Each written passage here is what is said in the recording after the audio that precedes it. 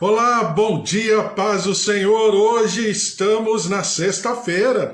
Hoje é dia 12 de fevereiro de 2021, o ano de 2021, o ano que o Senhor nos deu. Mês de fevereiro já está aí a todo vapor. Sexta-feira já estamos completando praticamente, né? Vamos dizer, a segunda semana útil do mês de fevereiro. Ao Senhor todo louvor, toda honra e toda glória em nome de Jesus, porque grandes coisas o Senhor tem feito por nós e por isso nós estamos alegres. Quando eu era criança a gente cantava uma musiquinha que era assim: estou alegre porque estás alegre, estou alegre, conta-me por quê.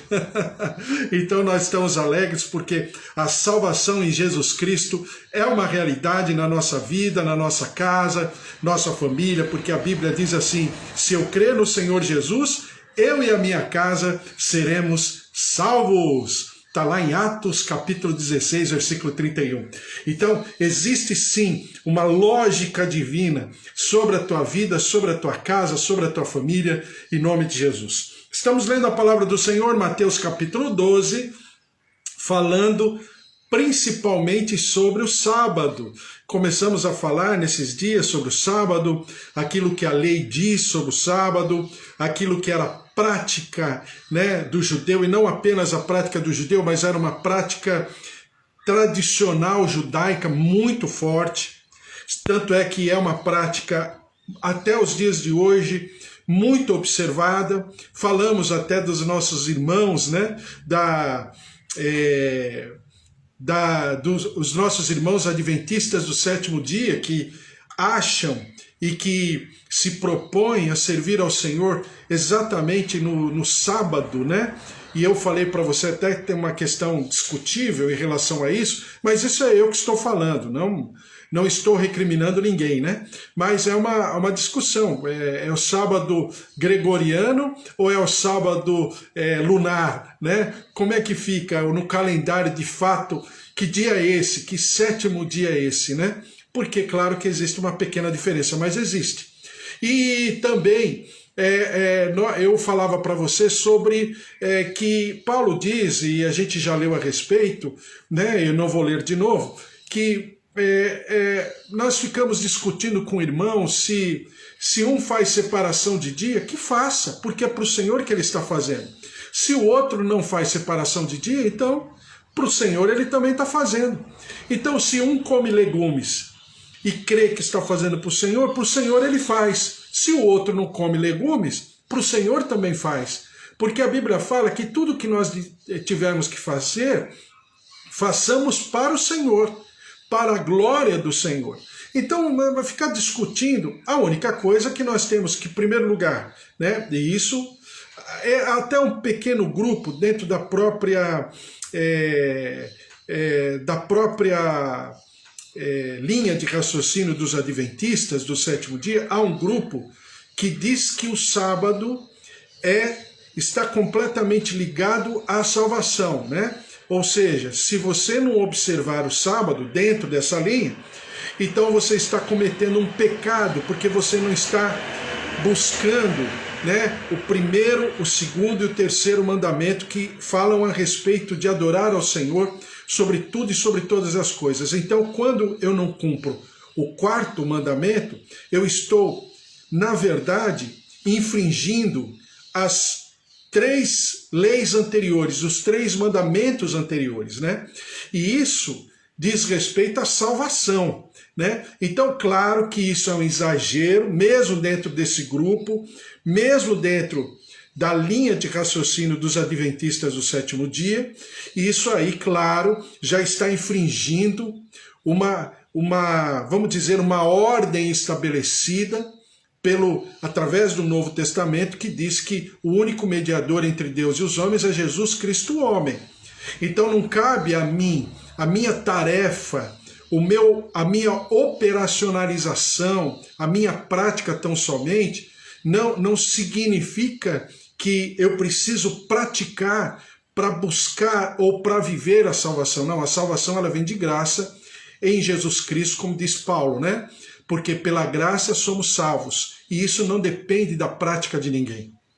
Aí existe sim um pequeno grupo dentro dessa linha de raciocínio que atrela, né, a salvação ao sábado, de maneira cronológica, né, um calendário, dentro do calendário semanal. E se a pessoa não observa, ela está cometendo um pecado que vai torná-la, vamos dizer assim, ilegível, né? A pessoa fica ilegível à condição de salvação. Aí não, aí já é um exagero, já é passar além da medida do que apenas uma prática de opinião, né? Se eu acho que o sábado tem que ser observado dessa maneira, então faço da melhor maneira possível, né? E diante do Senhor. Se não, não, né? Então nós aqui, a maioria do cristianismo optou pelo domingo. Por que domingo? Porque existem alguns textos, deixa eu ver se eu lembro aqui, eu não peguei, mas um texto bem conhecido que eles falam a respeito, está no livro de Apocalipse, capítulo 1, que diz assim,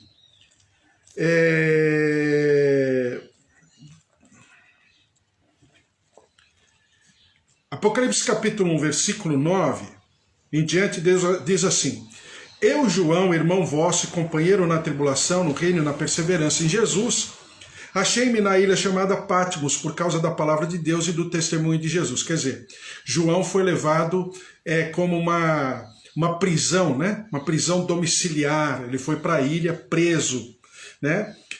O rei na época, o imperador na época era Vespasiano. Diz assim, dizendo, o que vês, escreve em livro e manda 7 igrejas, Éfeso, Esmina, Pérgamo, Tiatira, Sardes, Filadélfia e Laodiceia.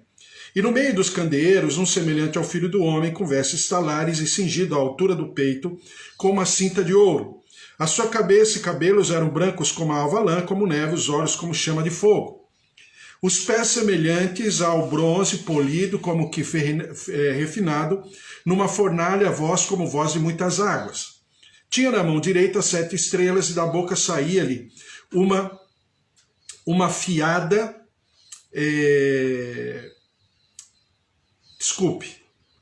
direita 7, saíra uma afiada espada de 2 gumes. O seu rosto brilhava como o sol na sua força. Quando vi, caí a seus pés como morto, porém ele pôs sobre mim a mão direita, dizendo, não temas, eu sou o primeiro e o último. Aquele que vive, estive morto, mas eis que estou vivo pelos séculos dos séculos, e tenho as chaves da morte e do inferno. Escreve, pois, as coisas que viste, e as que são, e as que hão de acontecer depois destas. Quanto ao mistério das 7 estrelas que viste na minha mão direita, e aos 7 candeeiros de ouro, as 7 estrelas são os anjos das 7 igrejas, e os 7 candeeiros são as 7 igrejas. Então, entenda aqui, o que está acontecendo? João está tendo toda uma visão que Jesus está começando através do seu anjo, literalmente, né, ditar para João, e João começa a escrever, e a começar das 7 igrejas, né, as 7 igrejas que faziam parte das igrejas que foram, vamos dizer, criadas pelo apóstolo Estevão e também pelos apóstolos, principalmente o apóstolo João, e também o apóstolo Pedro passou por aquela região em algum momento. Então você tinha essas igrejas e você tinha uma visão. Por que essa visão das igrejas? E você vai me entender tudo o que está acontecendo daqui a pouco. Espera um pouquinho. Por que dessa visão? Porque essas igrejas, o povo de Deus, estava sofrendo muito, mas muito. A perseguição era descomunal. Os cristãos eram mortos e os seus corpos, né, eram colocados em postes pela estrada, pelo caminho, em todo o império, principalmente na região de Roma, né? E todos viam aquelas pessoas ou serem mortas naquele poste, queimadas vivas, ou então estarem ali já mortas, mas com seus corpos estendidos. E eu vi com você ontem, por exemplo, que a palavra do Senhor fala E o judeu entendia na sua tradição, e mais tarde o cristão, que haveria no velório, no sepultamento dos queridos, um respeito, né? Não por uma situação mística, mas um respeito por quem representava aquela pessoa e naquele momento aquele corpo, né? O cumprimento de todo um ritual, né? Então, expor o corpo era, na verdade, uma afronta à tradição e a toda vamos dizer, aquilo que o judeu entendia como uma cerimônia fúnebre, vamos dizer assim, especial e ao mesmo tempo de respeito àquela pessoa morta, né, a sua memória. Como é hoje? Então a gente vive hoje isso à flor da pele, o que significa, o que está acontecendo, né, no Brasil e no mundo, por causa da Covid-19 e por causa daquilo que as pessoas os gestores públicos, até com uma razão, não estou tirando a razão deles por causa disso, mas eles estão o quê? Eles estão passando uma ordem que não deve ter velório e as pessoas, depois de constatada o óbito, precisam ser enterradas assim o mais rápido possível, sem celebração, sem ritual, desculpe falar assim, sem um respeito, né? E simplesmente manda sepultar o mais rápido possível. Então, a gente entende esse sentimento porque nós, se não nós, né, nós mais pessoalmente, mas nós, como brasileiros, como cidadão, nós estamos percebendo o que significa isso. E é um sentimento muito ruim, até porque eu falei para você ontem sobre fechamento de ciclos e aberturas de ciclos. De vez em quando eu sempre falo a respeito disso, né? Porque a terapia acha muito importante e o Senhor Deus também acha muito importante. Senão não haveria o sábado. O sábado é exatamente... tem muitas coisas para falar do sábado, mas uma delas é exatamente esse fechamento de ciclo e essa abertura de ciclo, né? Então, a cada 6 dias, como a lei ordenava, havia o quê? Havia o dia do descanso. E esse dia de descanso é observado na própria lei de Moisés. Por quê? Porque é o momento que eu contemplo ao Senhor, eu reciclo a minha vida, eu me recupero nas minhas forças físicas, mas principalmente, vou repetir, mas principalmente no meu emocional, nos meus sentimentos, porque nós também ficamos desgastados. Daí eu falar com você todos os dias, de domingo a domingo, todos os dias da semana, todas as semanas do mês e todos os meses do ano. Por quê?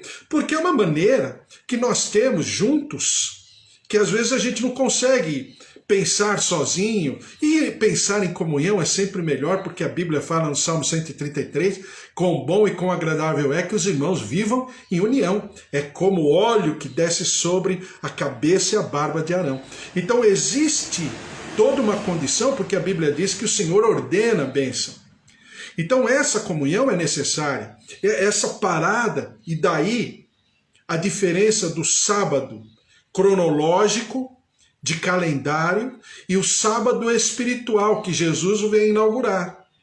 Por quê? Porque a cada momento, ao menos 40, 50 minutos do dia, nós estamos em comunhão e estamos nos reciclando, nos capacitando, nos recuperando do dia anterior e nos preparando para a próxima atividade, para as próximas, né? Por isso que fica o vídeo fica arquivado no YouTube, lá no Instagram, no Facebook. Por quê? Porque às vezes você não tem tempo às 10 horas da manhã, mas em algum momento do teu dia você tem. Então é saudável, eu diria que é necessário, é desesperadamente necessário. Então o Senhor Jesus, ele deixa muito bem claro que não é mais aquele sábado do calendário. Pelo menos é o que nós entendemos, avaliamos e discernimos, tá? Mas é o sabá no sentido mais profundo da palavra. Por quê? Porque nós conversamos ontem que a lei, ela não está sendo desprezada como alguns pregam, ou ela não está sendo pura e simplesmente retirada de cena, como alguns pregam, não. Ela está sendo atualizada. E eu falei atualizada no sentido mesmo da palavra que nós comumente usamos hoje. E tal ferramenta da internet? Precisa atualizar. Ou seja, vai desprezar a ferramenta da internet? Não. Vai desprezar aquele programa? Não. Eu só vou atualizar para aquele programa ficar mais contextualizado dentro da necessidade do nosso cotidiano, com aquele programa, tipo assim, o Office da Microsoft, né? De quando em quando você liga o computador e está falando, olha, atualizar. Por quê? Porque é uma maneira que se tem na nossa geração de deixar aquele programa a par e passo com a minha necessidade. Então é exatamente o que o Senhor vem fazer com a lei. O Senhor Jesus, ele não vem desprezar a lei, até porque ele fala isso e nós já vimos a respeito, mas ele vem cumprir. E nós fomos criados à imagem e semelhança de Jesus exatamente para cumprirmos exatamente o que o nosso mestre cumpriu. Agora, tirando a lei cerimonial, porque ele já cumpriu toda ela, então eu não preciso levar ovelhinha no templo, eu não tenho que imolar um cordeiro de quando em quando, eu não tenho que observar a lei cerimonial, mas a lei moral, ela permanece. E dentro da minha lei moral, da minha relação com Deus, eu preciso viver o Shabá de uma maneira muito mais atualizada e muito mais profunda. E aí eu dei de exemplo ontem a crucificação de Jesus Cristo. Porque entre o desespero, a tristeza, a angústia, a aflição, o luto, a impotência e o domingo da ressurreição, do sepulcro aberto, do sepulcro vazio, existe esse ato. É exatamente esse ato que o Senhor Jesus entende como muito importante, até porque ele mexe com os fariseus, com os doutores da lei, com os saduceus, principalmente com os herodianos. Ele mexe com essas pessoas, ele cutuca, né? Doutrinariamente essas pessoas exatamente no sábado. Por quê? Porque ele quer irritar os doutores da lei, ele quer irritar os fariseus, os escribas, né? Os mestres da lei, os herodianos, os saduceus. Não. Mas ele está aqui atualizando uma visão. Não é um método, é uma visão. É diferente de método. Eu sei que hoje as pessoas confundem método com visão, mas ele está trazendo a visão do que significa o quarto mandamento, que é o sábado, que é o Shabá. É o que nós estamos conversando. Então, o que significa? Significa exatamente esse destaque sobre uma condição que não é um dia dentro daquilo que nós entendemos, dentro daquilo que nós enxergamos como doutrina bíblica maravilhosa, evangélica, do Evangelho de Jesus Cristo, que é o Shabá, de uma maneira muito além, muito mais profunda. Por isso que eu falei que o Senhor Jesus, ele é Senhor do sábado, porque é no sábado, né? Finalzinho da sexta-feira, ele expira, para não, dentro da tradição judaica, para não ficar com o corpo maldito, né? Já falei para você o que fala a tradição. José de Arimateia e Nicodemos tiram o corpo de Jesus, pedem autorização para Pilatos. Eles colocam o corpo de Jesus nos últimos minutos da sexta-feira, entra o sábado. Agora, de maneira espiritual, o que significa? De maneira espiritual é aquilo que eu falei para você, é como se Jesus estivesse diante de um abismo, no topo de um abismo, né? de uma pedra, de uma grande pedra lá de cima, e aí, agora sim, né? Ele, vamos dizer, entre aspas, ele responde para o mundo espiritual, né? Quando o diabo diz lá em Mateus capítulo 4, atira-te daqui, porque o Senhor diz que ele dá ordem aos seus anjos a teu respeito. Salmo 91. Agora, Jesus está completamente esvaziado aos olhos humanos, dentro da sua humanidade, que ele desejou morrer como um ser humano, né? Então, ele morre. E na sua morte, ele comemora o Shabá. Ele invoca, ele atrai o Shabá para si. Por quê? Porque ele se entrega, Pai,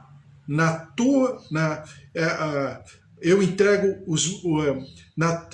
desculpe, perdão, eu me entrego nas tuas mãos, né? E ele expira. Por que ele diz isso? Porque ele vive o Shabá. É por isso que ele é Senhor do Shabá. Porque ele entende e nos ensina o que é o Shabá. É quando na nossa impotência, na nossa incapacidade, na nossa limitação, nós já perdemos todas as forças. Não tem como buscar, não tem a quem recorrer. Então nós dependemos totalmente do Senhor. E nós falamos, Pai, como Senhor Jesus, nas tuas mãos eu entrego o meu espírito. Ou seja, eu entrego os meus sentimentos, eu entrego a minha vida, eu entrego o meu corpo. A Bíblia fala em Romanos 12 que eu preciso oferecer o meu corpo santo e vivo e agradável a Deus, que é o meu culto racional. Então é isso que eu quero explicar para você. É isso que deixou Jesus triste nesse momento. Agora eu vou ler a passagem. Mateus, capítulo 12, versículo 9, diz assim: Tendo Jesus partido dali, entrou na sinagoga deles. Achava-se ali um homem que tinha uma das mãos ressequidas. E eles então, com o intuito de acusá-lo, perguntaram a Jesus. Daí você percebe como Jesus tinha uma constituição, não apenas de escriba, mas de fariseu. Porque ele era rabino. Veja só, ele entra e ele tem autoridade para responder. Não era todo mundo que tinha voz dentro de uma sinagoga.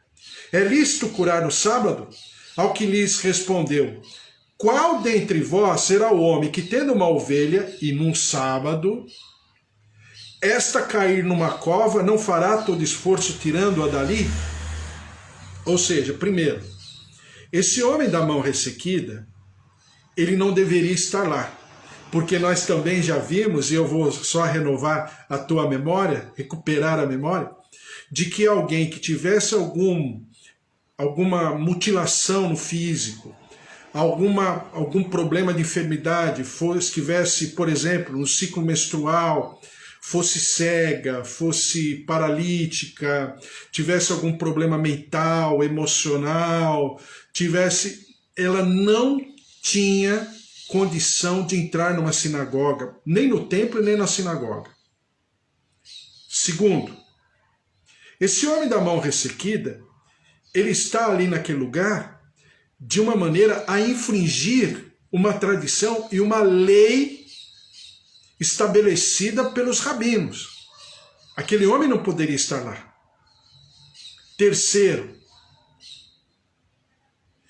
eles interpelam Jesus, porque Jesus possivelmente esteja de pé, porque ele vai ler a palavra, a Torá, né? Então, quando se lia a Torá, lembra que eu falei para você? As pessoas até mudavam de roupa, só para ler a Torá, depois tiravam a roupa de novo. Para ler a Torá, as pessoas se purificavam, ou seja, tomavam banho, se purificavam, vestiam uma roupa específica, só para ler a Torá. Depois, ela se assentava, porque quando uma pessoa tinha que falar alguma coisa importante, ela se assentava. E todos se assentavam também. Então vamos lá. Diz aqui, ora, quanto mais vale um homem que uma ovelha, logo é lícito nos sábados fazer o bem. Por que Jesus está falando da ovelha? Porque Jesus está tocando no ponto fraco dos doutores da lei, e se houvesse algum representante do templo ali, de um representante do templo que certamente falaria para os sacerdotes. Por quê? Porque ninguém mais do que os doutores da lei, os pertencentes aos grupos, né, que eram os gersonitas, eram alguns dos escribas, eram muitos daqueles que tinham ofício sacerdotal, ou que cuidavam da mesa, ou cuidavam do incenso, ou que cuidavam do pão da proposição, ou que cuidavam ali da operacionalização do templo a todo dia, né? Eram muitas pessoas. O templo era grande e tinha uma atividade assim das 24 horas. Então, o animal, na cabeça deles, era muito importante. E com certeza, eles não deixariam o animal morrer porque estava ali preso num pedaço de pau, de graveto, ou tivesse machucado a pé, alguma coisa. Eles não deixariam. Por quê? Mesmo no sábado. Por quê? Porque diz respeito ao bolso deles.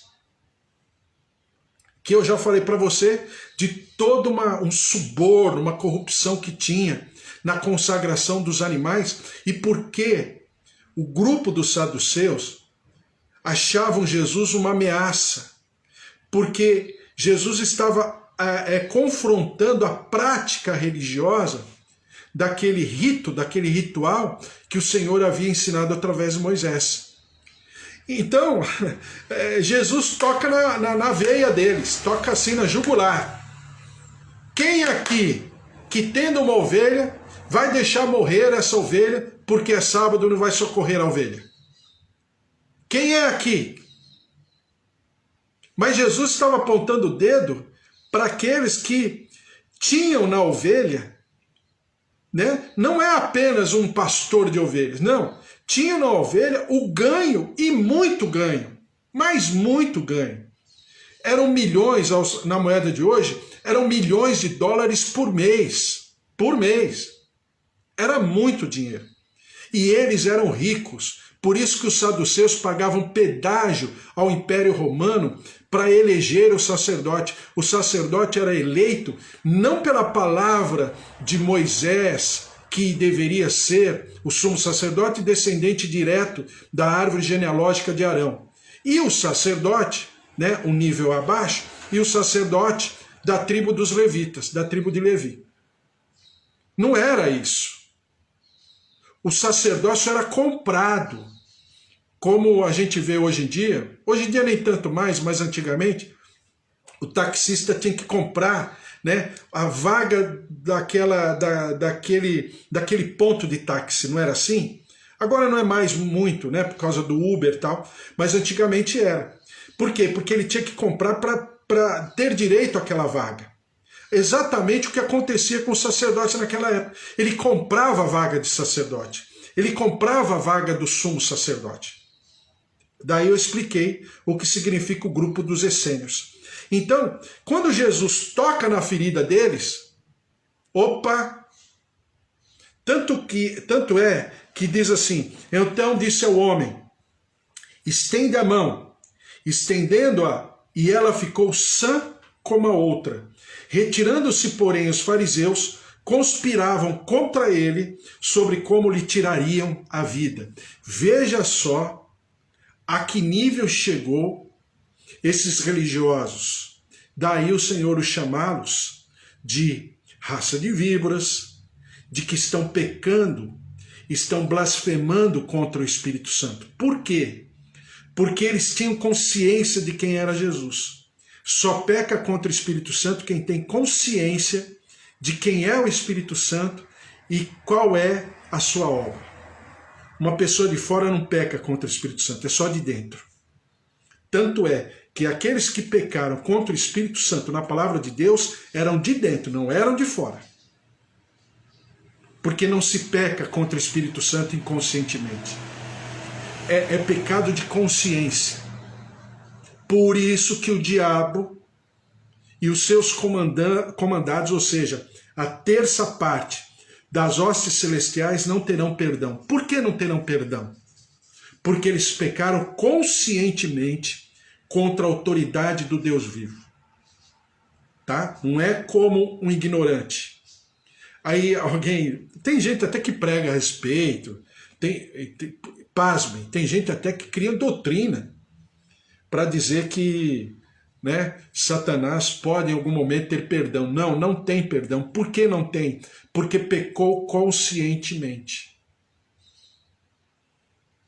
Porque ele pecou infringindo uma lei que ele sabia qual era a lei.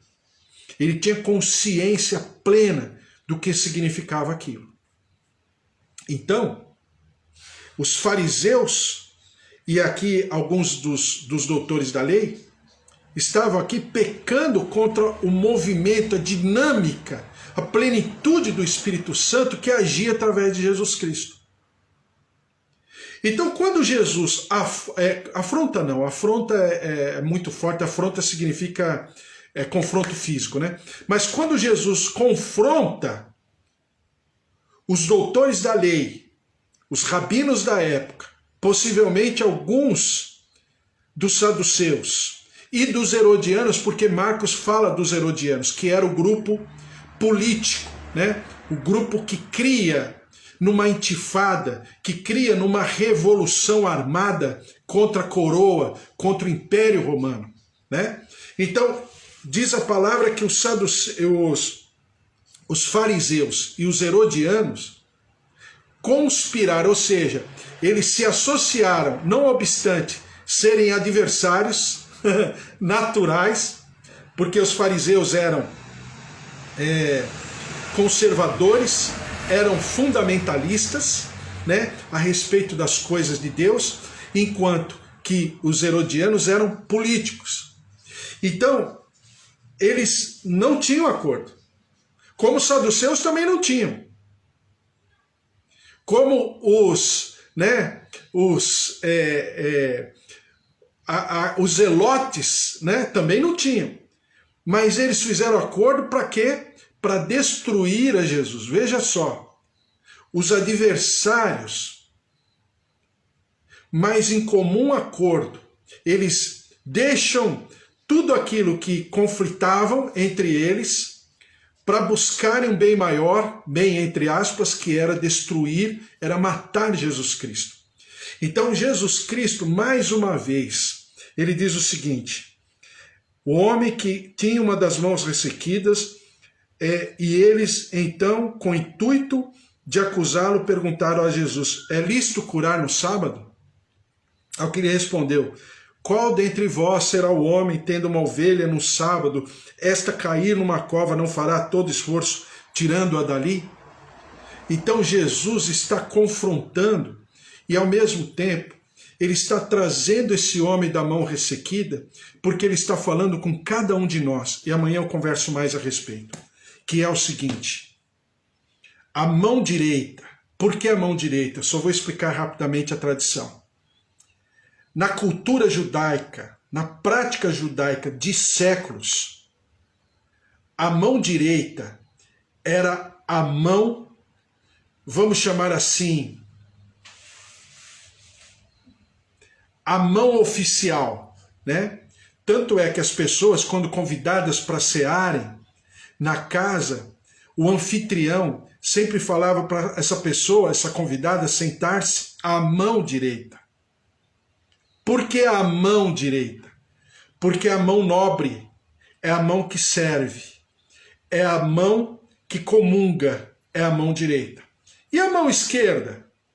A mão esquerda é a mão da purificação, é a mão com que, na tradição, a pessoa se banha, a pessoa se purifica. Então essa mão esquerda, né, talvez no teu vídeo esteja ao contrário, mas aqui é a minha mão esquerda, o que acontece? Essa mão não é que não é a mão nobre, mas é a mão operacional, porque é a mão que me purifica, é a mão que eu uso para me limpar, para me purificar. Me entendeu? Veja como o judeu é um povo bem claro, ensinado pelo Senhor, um povo higienicamente falando de nível muito alto. A tradição de higiene, de limpeza, é de um nível muito alto. Então, eles usavam uma mão só para se alimentar e servir e comungar, e a outra para se purificar e se higienizar.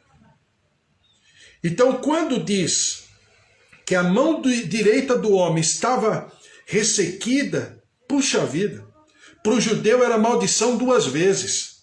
Por que maldição 2 vezes? Porque não é, para nós aqui, a mão direita, na maioria de nós, é a mão principal, que a gente faz as coisas e tal. Geralmente a mão direita que a gente escreve, né? Mas para eles tinha uma conotação muito mais profunda dentro da tradição. Então, quando diz que o Senhor, no outro evangelho, o Senhor chama esse homem à frente, ao centro, e o cura, o Senhor está o quê? Falando conosco?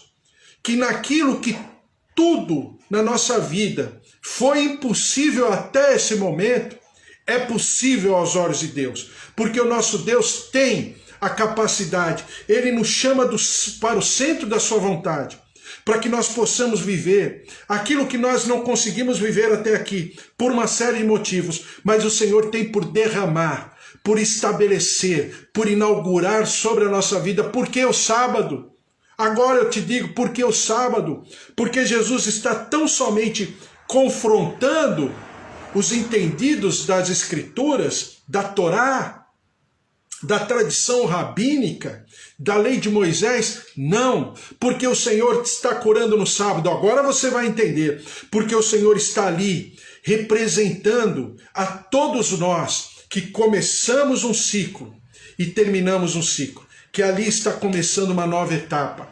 E eu declaro isso sobre a tua vida, está começando uma nova etapa. Aí você vai falar, mas hoje é um dia normal, uma sexta-feira, dia 12 de fevereiro, o que tem de diferente? Aos olhos humanos não tem nada de diferente. Mas aos olhos de Deus, Ele já renovou as suas misericórdias sobre a tua vida antes que você amanhecesse. Ele já restaurou toda a sua expectativa sobre a tua vida antes que você amanhecesse, antes que você acordasse, abrisse os olhos. O Senhor já havia renovado. Então, a mão ressequida representa toda a impossibilidade que nós vivemos até hoje, mas isso não significa que nós não viveremos hoje e vivamos amanhã e depois de amanhã e durante todo esse ano. Mas a adversidade, mas isso e aquilo, não interessa. Aquele homem da mão ressequida, ele não poderia estar lá. Ele não poderia ser curado dentro do limite humano, né? Ele não poderia ser curado no sábado. Seria, aos olhos humanos, impossível que Deus se manifestasse através de Jesus Cristo naquele momento, mas tudo foi alterado. Todas as impossibilidades foram suspensas, canceladas, bloqueadas, porque o Senhor Jesus estava lá. O Emanuel está no centro da tua vida, falando assim para você e para mim, aonde você está com a tua mão ressequida? No teu trabalho? Nas suas dificuldades, no teu relacionamento interpessoal, na tua vida profissional, na tua vida financeira? Então, coloca a tua mão, estende ela, estende a tua impossibilidade, exponha diante de mim, porque com certeza aquilo que os olhos não viram, os ouvidos não ouviram e não subiu ao nosso coração, é exatamente isso que o Senhor quer inaugurar na tua vida, na tua casa, na tua família, em nome de Jesus. A palavra de Deus é maravilhosa. Vamos orar, colocar tudo isso dentro da palavra e do mover de Deus na nossa vida, nossa casa, nossa família, porque é tempo de ressurreição, é tempo de Shabá, é tempo de descansar no Senhor, entregar a nossa vida, o nosso caminho ao Senhor, porque Ele tem piedade de nós, Ele tem amor por nós, Ele tem compaixão por nós, é Ele quem virá ao nosso encontro, é Ele quem nos restaurará, porque o trabalho dele é exatamente esse, o Emanuel, o Deus conosco, é viver conosco todos os dias, na nossa realidade, nos levando a uma nova etapa, a uma nova dimensão, porque Ele está vivo, o nosso Redentor vive. Vamos orar? Senhor, nosso Deus, nosso Pai, nós colocamos as nossas vidas, os nossos queridos diante da Tua presença, do Teu poder. Ó Deus, em nome de Jesus, cada família, os nossos idosos, nossos avós, nossos tios, nossos pais, o marido, a esposa, os filhos, netos, sobrinhos, todos que estão aqui, a Cátia, a minha tia Rosália, a Eva, seus familiares, a Magda, Josué, Joel, ó Deus, os meus pais, os meus tios, meus primos, netos, filhos, genros, noras, diante do teu altar, derrama-te, derrama-te. Eu peço agora pela minha cunhada Regina, que está se recuperando de uma cirurgia na perna. Também, Senhor, eu peço pela vida da Fernanda, por tudo aquilo que o Senhor já fez com essa menina, Fernanda, que precisou operar da tireoide, retirar a tireoide, mas até aqui o Senhor a tem acompanhado, se derramado. Visita com a tua cura, com a tua saúde. Também a Ruth, que saiu da UTI, e o Senhor está fazendo coisas maravilhosas, exatamente praticando o poder da ressurreição em todos os níveis, de maneira muito especial. Também, ó Deus, sobre a vida do Marcel, que está naquele lugar, mas que o Senhor está vivendo com ele a vida em liberdade, mesmo que ele esteja nesse lugar, nesse ambiente tão hostil. O Senhor se manifestou na vida dele, e que o Senhor o toque, que o Senhor cubra com o teu sangue, com o teu mover, com a tua vida abundante. Também eu estou te pedindo, ó Deus, por todos que estão aqui, tua graça, tua glória, sobre a mãe da Deise, que está lá no hospital, na UTI, por causa da Covid-19,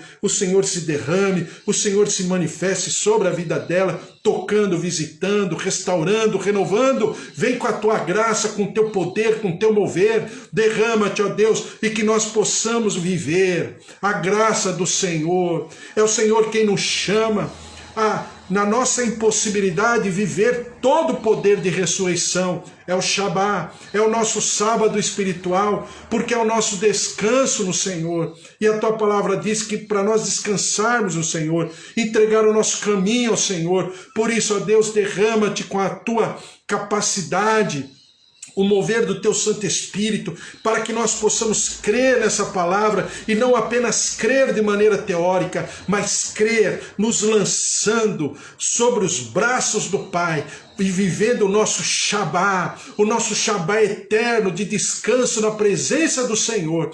E com certeza o que os olhos não viram é o que o Senhor manifestará sobre a nossa vida. Toca no nosso corpo, nossas veias, nossas artérias, coração, órgãos, em nome de Jesus, tendões. Visita-nos nas artérias, nas veias, visita-nos com a cura, com a restauração, com a imunidade, com a resistência física, orgânica. Derrama-te, ó Deus, sobre nós, sobre o nosso país, sobre o nosso Brasil. Tem misericórdia. Quantas pessoas estão enlutadas, em tragédia, a situação da pandemia. Deus de maravilhas, Deus de misericórdia, cura a nossa terra, sara o nosso povo, perdoa o nosso pecado, iniquidade e transgressão. Derrama-te com a tua compaixão, e nós daremos sempre ao Senhor todo louvor, toda honra e toda glória. Senhor, nós consagramos essa sexta-feira ao Senhor. O Senhor nos dá essa sexta-feira e nós devolvemos no teu altar. Abençoa, toca, visita, restaura, renova, e nós daremos sempre ao Senhor todo louvor, toda honra e toda glória, em nome de Jesus. Amém. Amém? Que o amor de Deus Pai, a vida vitoriosa em Jesus Cristo e as consolações do Espírito Santo da promessa estejam sobre a tua vida, a tua casa, a tua família, porque se Deus é por nós, quem será contra nós? Se o Senhor é o nosso pastor, de nada nós teremos falta. Sabe por quê? Ninguém pode separar do amor de Deus em Jesus Cristo. Ele é eterno, Ele é único, e Ele está sobre a tua vida. Um beijo, tchau, tchau, até amanhã.